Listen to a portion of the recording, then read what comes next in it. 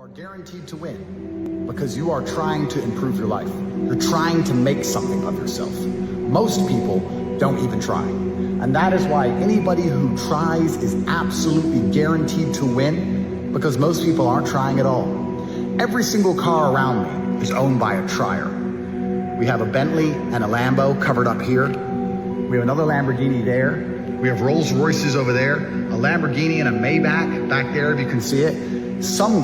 There's some guy out there, I don't know who it is, who has one of the most famous cars in the world, Bugatti Chiron Pure Sport, 812 competition. This is all owned by triers. People who had an idea and thought, I'm gonna dedicate myself to this idea. I don't know if it's gonna work, but I'm gonna dedicate myself and I'm gonna try my very best and see what happens. And the miracle of trying is that most people don't try at all. It's an empty playing field. You can walk into the diamond mine and scoop up the diamonds because most people are too lazy to walk in. If you are watching this, if you are prepared to dedicate yourself, if you're prepared to pay attention, if you're prepared to try, you are going to win because most people never do. And once you get to the top, you're gonna understand it was doable. It was always doable. And the people crying and lamenting that their life sucks at the bottom, to a degree, deserve it because they didn't try when everyone who's up here did try. It's an elite club of triers. This is why people at the bottom are like, oh, the rich don't help the poor. The rich try and help the poor, but you can't help people who won't help themselves. The reason you don't try harder is because you don't believe you can get any more. You don't believe you can escape. Once you're convinced that there is no way out of the jail, you find a lot of comfort in the jail. Only when you truly believe that you can have millions of dollars, anything you've ever wanted, go anywhere you want, drive any car you want, marry any woman you want, when you truly believe it, that's when you see the jail around you and feel confined and trapped. But when you don't believe you can ever have those things, you actually become very grateful for your meager circumstance. It's like if you don't ever believe you can get to the feast, if you don't ever believe you can get to the buffet, you're very grateful for the gruel which is being served up each morning.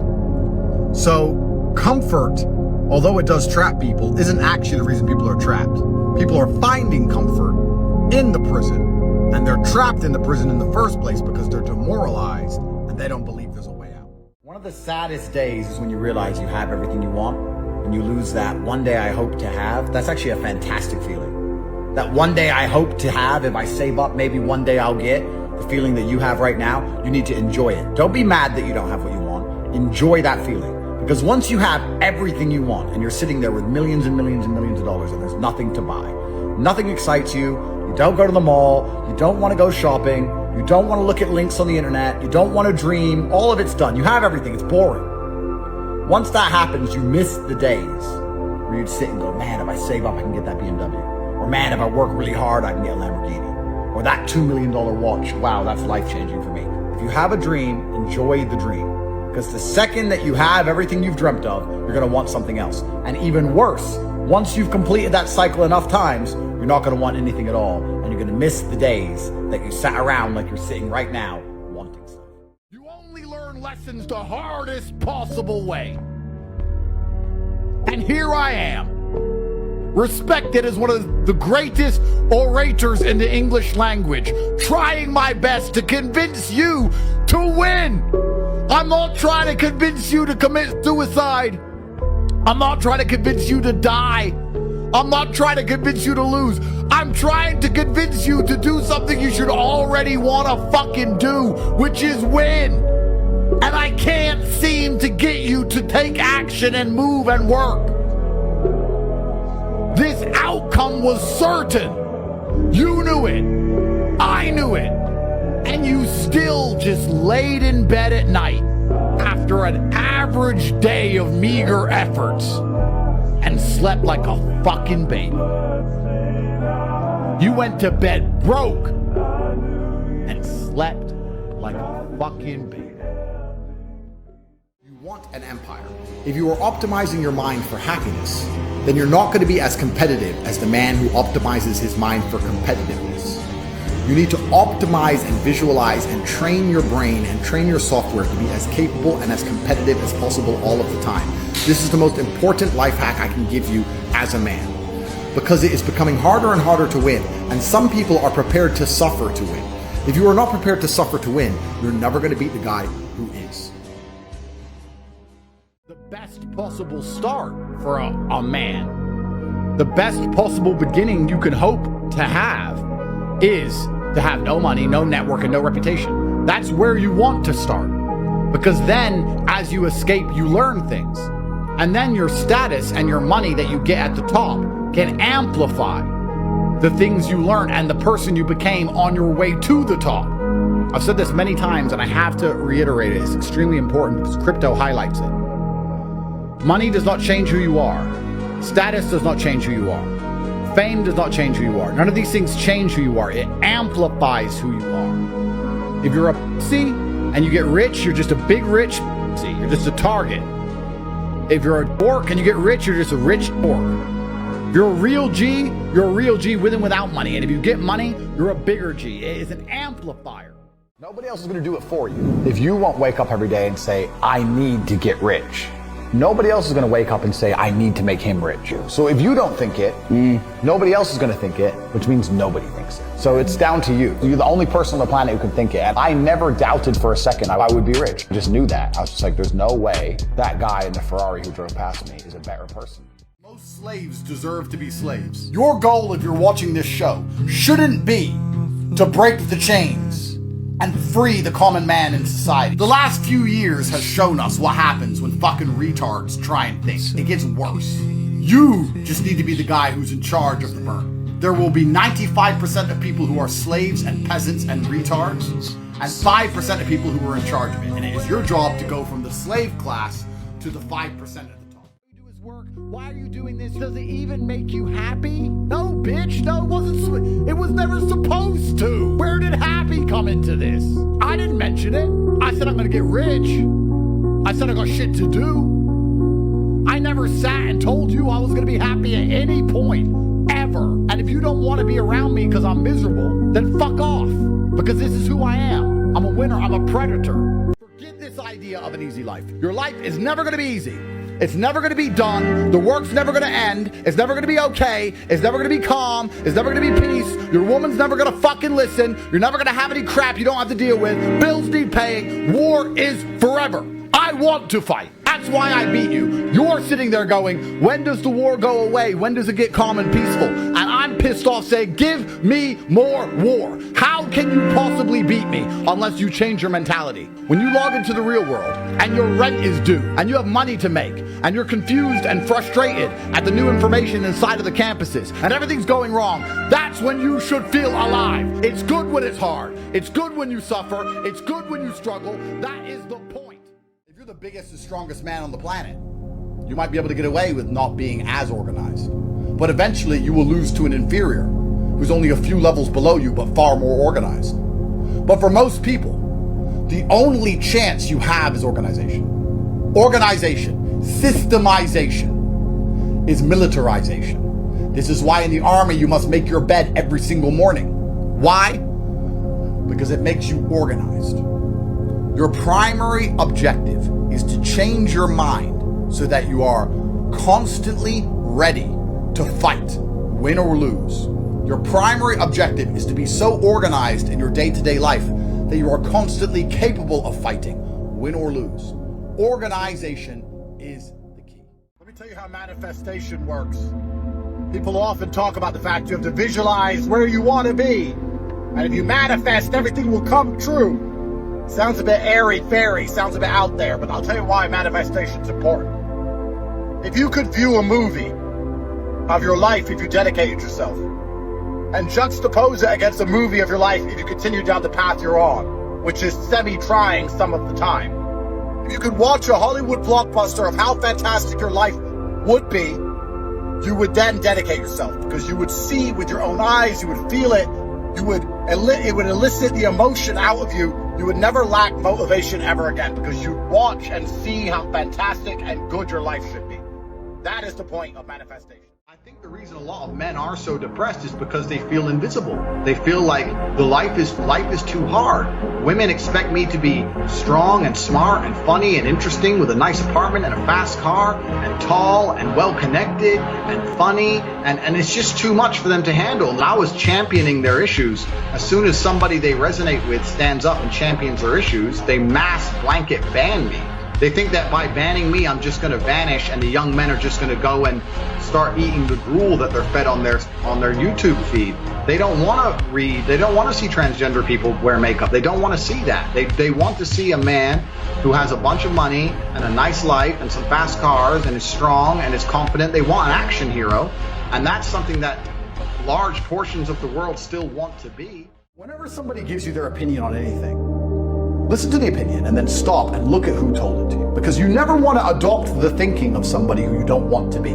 Because their thinking made them. So whatever they believe in their mind is why they are the person they are. So if somebody sits and says to you, you should be more humble, I sit and think, okay, it's my logical, this is how my brain works. He believes I should be more humble. That's how his mind operates. The closer my mind operates to his mind, the more likely I am to be like him.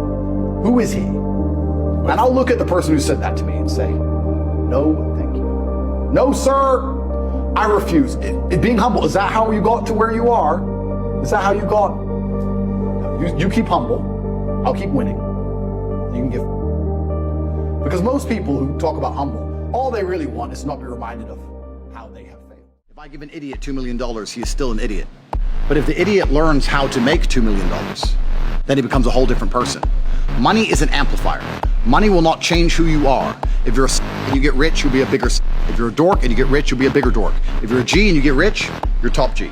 Money is only ever going to amplify you. You have to keep this in mind.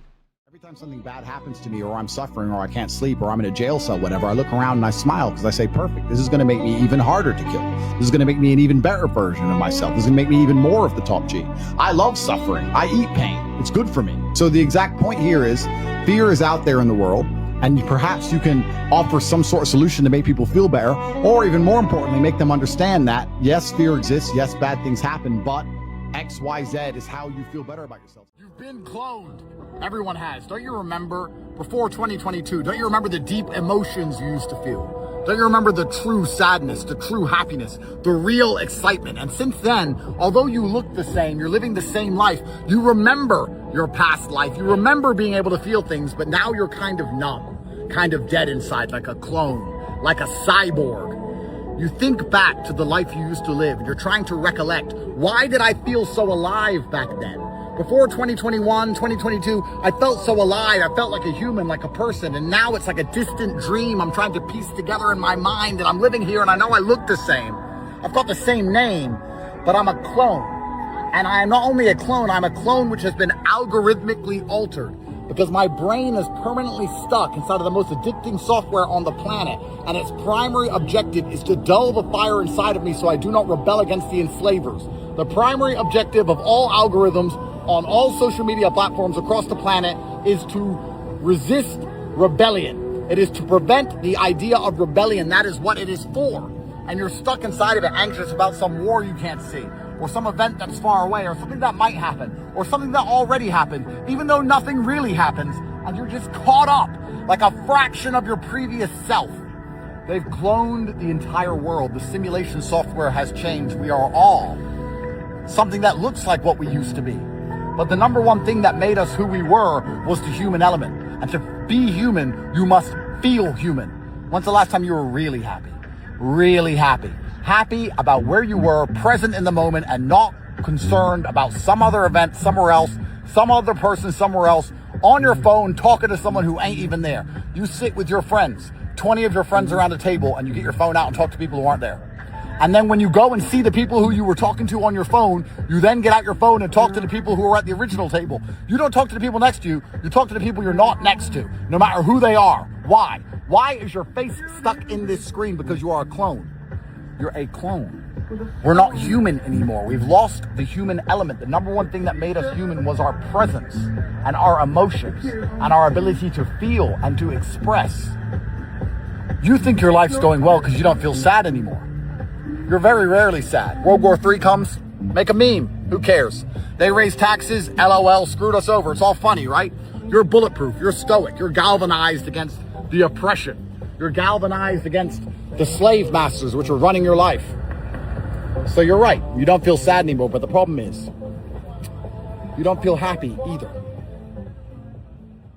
You need to adopt this mindset The reason you're not doing things is because you're remembering all of the times you failed at doing those things. Ignore it. Erase it. Just like on your phone, you delete the pictures you don't want.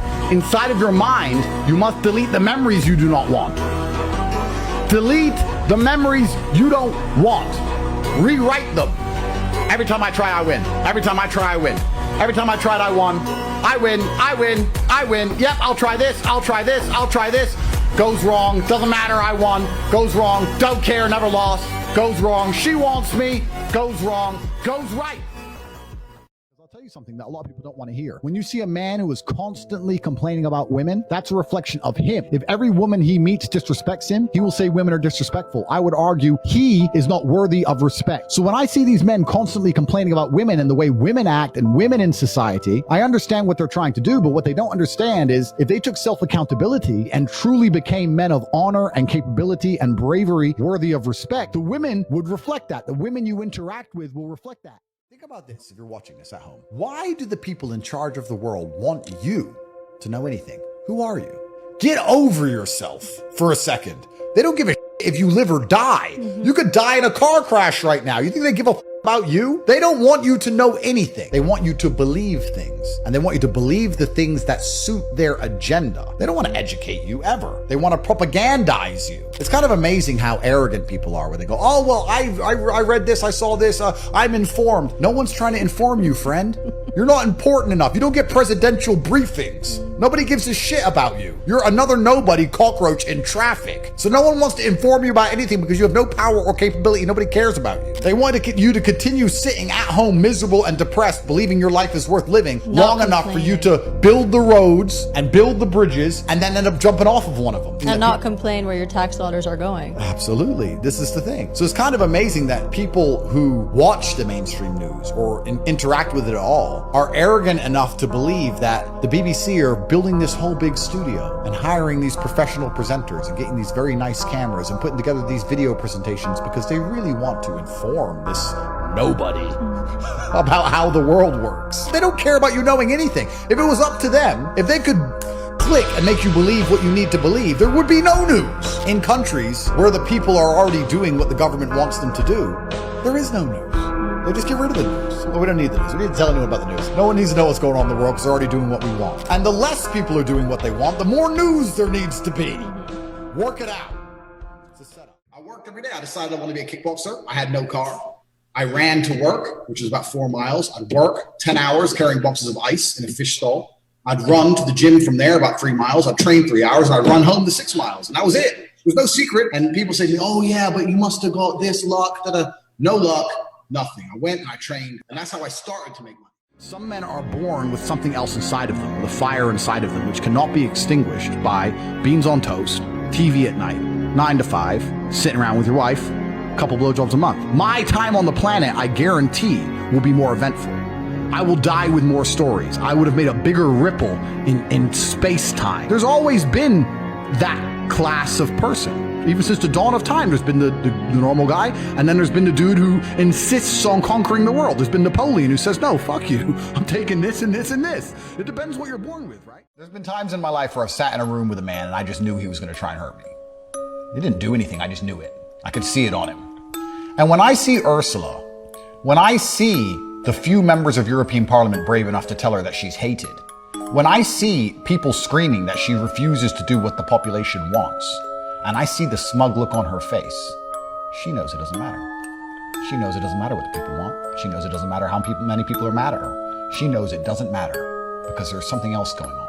And the Parliament have fuck all to do with it, and the population have nothing to do with it, and everyone can scream. And the look on her face is like looking at a screaming toddler, upset that they can't have a little piece of candy, because she knows the deal's already been done. That's the truth of the European Parliament, and I knew that before I spoke to you by looking at her face. Look at her when people say, why are you doing this? You're destroying Europe. She feels very calm. She doesn't care. She's working for someone else, and she ain't working for the European people. That's a fact. There are plenty of retards who are far more successful than you in your life. Not because they're better than you. In fact, they're far worse than you.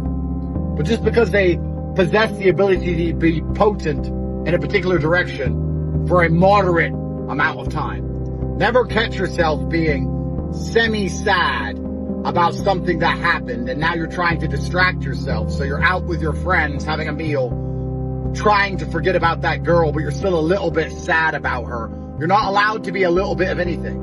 That is destroying the potency of emotions. If you're sad, be sad. And if you're angry, be angry. And if it's not time to be those things, then absolutely stop, put them away, and save the emotion for when it is useful. If you ever pull off the miracle of taking somebody who was not destined at being at a certain social echelon and you elevate them, they'll betray you and you will regret it. The qualities that kept them at the bottom will always have them end up back towards the bottom. You would think that if you go pick up a homeless person and give them a place to eat, a place to sleep, and food to eat, that you could trust them in your house. I mean, why would they want to be back on the street? 9 times out of 10, they'll be down the pawn shop with your TV, your clock radio, and your watches within an hour of you leaving them unsupervised. So things that put them where they are why they belong where they are. How do you find people who can help you, and how do you make them like you? This is the conundrum to solve. There's a lot of elements to it. Competence, humor, capability, reliability, trustworthiness. This is the point of a team. This is why the war room is so important. But we've entered a new stage where the basic tribes, the simple, clear-cut tribes, conservative, liberal, Republican, Democrat, whatever, has all fallen apart. It's too splintered now. Everyone hates everyone now. So you can't believe in any of the tribes which are being prescribed and given to you from the system. You need to make your own tribe. And you need to be optimizing your tribe for competence and capability. So that you get like me, where you have so much money that when people talk to you, you can just say fuck off in your head and not even listen. You know, you talk to broke people and you ask them their plans to get rich. They don't have a plan, they have a wish. So everybody wishes, but nobody has a plan. And then their plan is luck. You know why people love luck? Because they ain't gonna work. Because luck ain't hard. They'd rather not try and leave it up to luck. Maybe I'll win the lottery. None of these people have a plan. They're just hoping one day it might come.